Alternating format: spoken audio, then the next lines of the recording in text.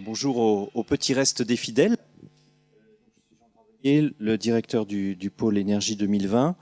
On va revenir donc aux Hauts-de-France après avoir élargi notre regard. On revient sur les Hauts-de-France et sur ce projet d'une plateforme, d'un think tank, on va dire, ou un cluster, je ne sais pas comment il faut dire. Plateforme sur les Hauts-de-France sur la question du GNL. Donc je vais vous présenter ça très brièvement. Et pour ce faire, d'abord, je vous présente rapidement qui on est. Donc le pôle énergie 2020, c'est une association qui a été créée en 2011, qui est financée par le conseil régional, la communauté urbaine de Dunkerque ici, et puis nos adhérents, avec des actions ponctuelles financées aussi par l'ADEME. Bon, on est là pour essayer de fédérer la filière énergie dans les Hauts-de-France, susciter des projets. Donc c'est à la fois un rôle macroéconomique de structuration de la filière, et puis aussi on essaye d'avoir de plus en plus un rôle microéconomique, c'est-à-dire pour une entreprise donnée, aider les entreprises à faire un tour de table, à trouver des financements, à trouver des partenaires, et à les aider à débloquer des questions quand ils s'en posent pour faire aboutir des projets. Ce qui est intéressant, c'est que nous avons toute la chaîne de l'énergie parmi nos adhérents, donc la production, transport, distribution, les opérateurs énergétiques aussi, les fournisseurs d'équipements, de solutions, et puis les gros consommateurs. À Dunkerque, il y en a beaucoup. Alors, nous avons la chance d'avoir un président qui s'appelle Sylvain Ringot, que vous connaissez maintenant, qui va parler tout à l'heure, et qui est passionné de GNL. Donc, on se devait de parler GNL. Alors voilà, je vous montre, voilà, vous retrouvez la chaîne de valeur de l'énergie en haut. On a en gros 3 secteurs d'intervention. C'est l'efficacité énergétique industrielle, avec plusieurs actions que je ne vais pas détailler, les smart grids, et puis ce que l'on appelle dans le pôle les solutions bas carbone, où on travaille sur l'hydrogène, le biogaz finalement, avec Métania qui fédère des équipementiers qui ont des solutions et des équipements pour des unités de méthanisation. On fédère également un groupe de travail qui regroupe des collectivités qui cherchent à faire des projets de méthanisation sur leur territoire. Et puis le dernier né de la liste, le GNL, que nous avons lancé il y a quelque temps. C'était au mois de mars, je crois que c'était le 1er mars, hein, c'est ça ? 1er mars 2017. Alors ça, je vous le passe parce que, pour le coup, vous le savez, il y a un véritable intérêt à développer le GNL en Hauts-de-France, dans les Hauts-de-France, en raison de sa position, à la fois façade maritime, mais aussi l'arrière-pays, les canaux, les zones transfrontalières et surtout tous les flux énergétiques qui sont là, les réseaux de gaz et puis bien sûr le terminal méthanier. Donc je passe là-dessus. Pour en arriver finalement là, quels sont les objectifs que nous nous donnons dans cette plateforme GNL des Hauts-de-France ? Eh bien, je pense qu'il y a d'abord tout ce qui se passe au niveau national, mais on voit bien qu'il y a le national, mais il y a aussi l'étape régionale. Et c'est un peu la question que j'ai posée ce matin, que je vous avais posée, mais c'était bien sûr pour faire écho à cela. Et vous avez bien répondu, si je puis dire, puisqu'il s'agit, je pense que c'est important effectivement de sensibiliser nos élus, de sensibiliser les acteurs régionaux aux atouts du GNL, qui sont pour l'environnement, qui sont il y a cet aspect technique, mais il y a aussi cet aspect emploi local, développement économique de la région et attractivité, bien sûr, puisque ça le port l'a bien expliqué ce matin. En développant le GNL, on développe des nouveaux flux commerciaux, et donc on génère de l'attractivité pour la région. Il y a une sensibilisation aux politiques publiques existantes. Il n'est pas forcément écrit d'avance que nos élus locaux, régionaux connaissent tous les dispositifs qui existent au niveau national ou européen. Et puis, il faut sensibiliser les élus locaux, les députés qui sont à l'Assemblée nationale pour que, ils cliquent sur les bons boutons quand il s'agit de voter des lois sur le plan réglementaire ou fiscal. On en a parlé. Donc ça, c'est un premier volet. Je pense qu'il y a un deuxième volet qui devrait intégrer le GNL dans des schémas régionaux comme un carburant alternatif, un levier de la transition énergétique, et ce sur les 3 marchés que nous avons évoqués tout au long de cette journée, que ce soit le transport routier longue distance, transport fluvial ou le transport maritime.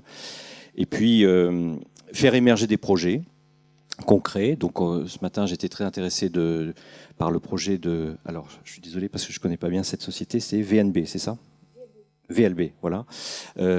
Donc des projets comme ça, il faudrait que nous soyons capables à terme d'en susciter davantage. Donc c'est de la mise en relation, voilà, des donneurs d'ordre avec des fournisseurs, avec des transporteurs. C'est savoir capter des financements européens et nationaux pour faire aboutir ces projets. Voilà, je vous donne une image des participants à cette plateforme pour le moment. Donc vous avez bien sûr Bon, vous avez on peut dire trois strates. Il y a une strate institutionnelle, une strate producteur et une strate donneur d'ordre et équipementier. Donc, vous avez la région de France, vous avez la CUD, la préfecture, c'est l'Adréal en fait, communauté d'agglomération du Douaisis qui participe à ce groupe. IFRET, ITRANS, ce sont des structures équivalentes aux nôtres, mais qui sont un peu dédiées au transport.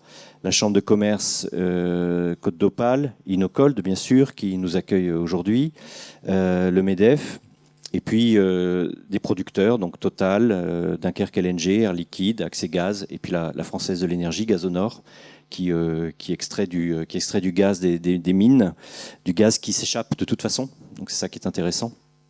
Et je leur ai posé la question, je les ai vus récemment, mais est-ce que vous avez pensé alors peut-être pas GNL, mais au moins GNC. Bon, c'est une réflexion. Pour le moment, ils sont assez contents d'injecter d'une part, et puis de produire de l'électricité, mais peut-être qu'il peut y avoir des débouchés encore plus intéressants. Et puis donneur d'ordre, c'est Auchan, VNF, les canaux, les voies navigables de France, le port de Dunkerque. Et puis Iveco, Damen, Mazap. Il manque plein de noms, c'est évident. Et c'est évident qu'il en manque plein. Cela dit, c'était un bon démarrage d'avoir cela depuis au 1er mars. Donc moi, je fais un appel au peuple. Je serais ravi d'avoir des représentants de toutes vos structures dans ce groupe. L'idée, c'est qu'on l'on soit un outil de lobbying au niveau régional, que l'on puisse imprimer la nécessité d'avoir des stations GNL et des mécanismes qui permettent d'avoir plus de stations GNL dans la région des Hauts-de-France. Alors, qu'est-ce que nous avons fait depuis que nous existons ? Alors, on s'est rassemblés, c'est déjà pas mal. C'est la liste que je vous ai montrée tout à l'heure. On a un peu échangé sur les objectifs de chacun. Définir un plan d'action. Alors, assez simple, le plan d'action, c'était quoi ? C'était déjà faire un mémo de sensibilisation sur le GNL à diffusion assez large. Donc, on l'a fait. Il a été sponsorisé par certains d'entre vous. Il est à disposition. Si vous le souhaitez, je vous l'envoie. Alors, c'est des choses qu'aujourd'hui, vous savez par cœur. Après cette journée de travail, vous connaissez tout ça par cœur. Mais c'est certainement un premier outil qui est nécessaire pour faire comprendre aux gens ce que c'est que le GNL. Nous travaillons actuellement, nous sommes en train de finaliser un état des lieux qui est donc un document plus complet, qui fait état de projets emblématiques, qui problématise un petit peu plus la question du GNL pour les Hauts-de-France, mais aussi autour des Hauts-de-France. Bon, il sera sans doute pas exhaustif parce que nous ne sommes pas des grands experts, mais l'idée c'est d'avoir un document un peu référence qui pose les bonnes questions et qui monte un peu les perspectives, les problématiques qui sont liées au GNL. Donc ce document sera finalisé au mois de juillet et cela nous permettrait sans doute en octobre, je pense, d'avoir un événement au niveau de la région qui permettrait, avec la présence si ce n'est de Xavier Bertrand, de l'un ou l'autre de ce représentant au niveau énergie et transport, qui nous permettrait de lancer plus officiellement. Alors, le but, c'est pas de lancer le groupe de travail. Moi, je veux bien mourir demain s'il y a 10 stations GNL dans la région, je serais ravi. Donc, c'est plutôt la problématique qu'il s'agit de mettre en avant. Donc, ce qui est important, c'est que vous en parliez autour de vous. Ce qui est important, c'est que vous notiez cette adresse pour que vous nous adressiez vos demandes et puis qu'on vous adhère, qu'on vous accroche au wagon de cette petite locomotive régionale. Voilà, ce petit TER. Voilà, c'est pas plus ambitieux que ça, mais c'est certainement important. Je suis sûr qu'à terme, on pourra être membre de la plateforme fluviale maritime française. Comment s'appelle-t-elle plateforme GNL, voilà, fluviale maritime. Il est clair que on a bien conscience que le maritime se gère certainement au niveau national. On ne va pas apprendre quelque chose au grand port de Dunkerque. Mais le routier, il y a certainement des choses sur lesquelles on peut agir. En tout cas, on peut être un bon relais entre tous les opérateurs de terrain et la région. Ça me semble quand même être une brique qui a son sens et qui a lieu d'être. Donc, venez nous rejoindre. L'essentiel, c'est de lancer vraiment la problématique GNL à la rentrée au mois d'octobre de manière large et qu'on fasse un bon coup sur le GNL d'ici la fin de l'année. Voilà.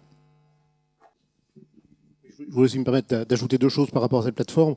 La première, c'est que c'est aussi un lieu d'échange avec l'administration qui se fait en dehors de toute problématique de projet. Donc c'est en dehors des demandes d'autorisation. Et donc ça peut être un lieu assez sympathique aussi où on peut préparer l'administration à des nouveaux projets, donc, puisque c'est dans des relations qui sont informelles et qui ne sont pas encore des relations d'autorisation, qui elles sont beaucoup plus formelles, avec l'administration régionale. Donc à la maille de la DREAL ayant joué le jeu et étant présente dans le groupe 1, à une maille qui est donc une maille d'autorisation, puisque l'autorisation se prend pour un projet de station au niveau de la préfecture de Lille ou peut-être d'Amiens pour la région, pour l'ancienne Picardie. Premièrement. Deuxièmement, c'est aussi un moyen de diffuser une information sur le GNL qui n'est pas liée à un projet, donc, et qui permet de dédramatiser ce que peut être le GNL avec une information qui, entre guillemets, est neutre, en tout cas par rapport à un porteur de projet. Et donc, on peut tout à fait émettre des flyers, des machins comme ça, sur tout l'intérêt du GNL. Quand on voit ce que raconte Iveco, qui est vrai, sur l'avantage du transport par GNL, on peut s'en faire le relais, sans avoir ni le nom d'Iveco, ni le nom du porteur de projet, pour bien montrer l'intérêt qu'il peut y avoir à ce genre de projet.